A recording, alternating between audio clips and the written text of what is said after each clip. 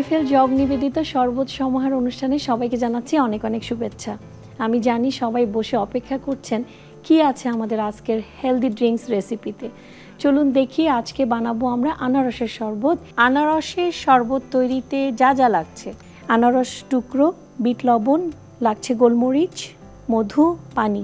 চলুন স্বল্প উপাদানে খুব সহজে আজকের হেলদি ড্রিঙ্কসটি আমরা বানিয়ে ফেলি। আনারস, এখনকার আনারসগুলো কিন্তু আমার কাছে অনেক মজা লাগে, বিকজ আনারসের সবচেয়ে বড় হচ্ছে যখন এটা কাটবেন এত সুন্দর ফ্লেভার, এবং এটা প্রচুর পরিমাণে হেলদি একটি ফ্রুটস।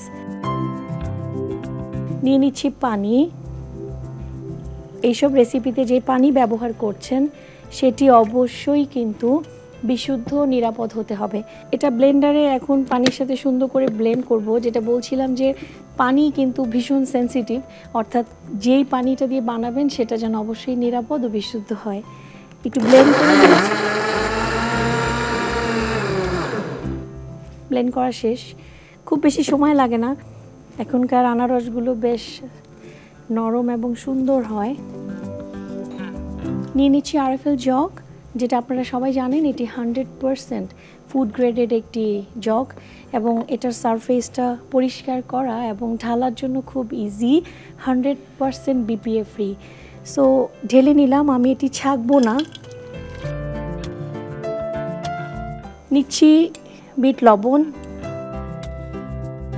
দিচ্ছি সামান্য পরিমাণে গোলমরিচ। জানি না জানেন কি না, আনারসের সাথে গোলমরিচের একটা মজার কম্বিনেশন হয়, ফ্লেভারটা আরও তীক্ষ্ণ হয়। এবার দিচ্ছি হানি। হানিটা ঢেলে দিচ্ছি।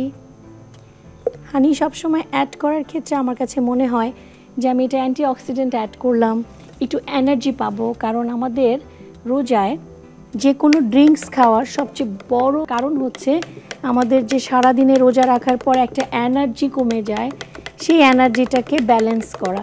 সুন্দর করে নেড়ে নেবেন, বড় চামচ হলে আরও ভালো। এবার এটাকে সার্ভ করব।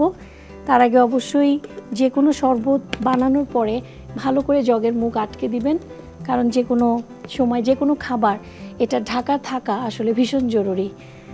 এবার গ্লাসে সুন্দর করে এটি ঢেলে নিচ্ছি।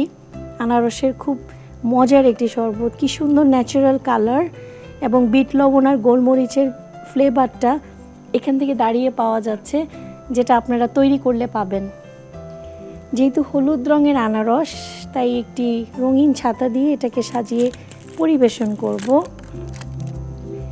এরকম শরবত সুন্দর করে দিলে যে কেউ এটাকে খেতে চাবে। দিচ্ছি ব্লু একটা স্ট্র। সো তৈরি হয়ে গেল আমাদের আনারসের শরবত। সবাই খেতে পারবেন, এটি এনজয় করতে পারবেন। বিশেষ করে এই শরবতটা থেকে ভিটামিন সি পাবেন, এবং আনারসের গুণাগুণ বা পটাশিয়াম আপনাকে সাহায্য করবে ইলেকট্রোলাইটের চাহিদা পূরণে। যাদের একটু কম রুচি, এই রোজায়ও খেতে পারছেন না, তাদের জন্য এটি খুব ভালো একটি ড্রিঙ্কস।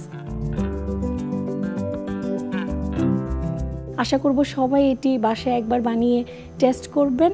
আরএফএল জগ নিবেদিত শরবত সমাহার থেকে আমি আজ বিদায় নিচ্ছি। দেখা হবে আরেকটি নতুন পর্বে, নতুন কোনো ড্রিঙ্কস নিয়ে। সেই পর্যন্ত সবাই ভালো থাকুন, সুস্থ থাকুন। আল্লাহ হাফেজ।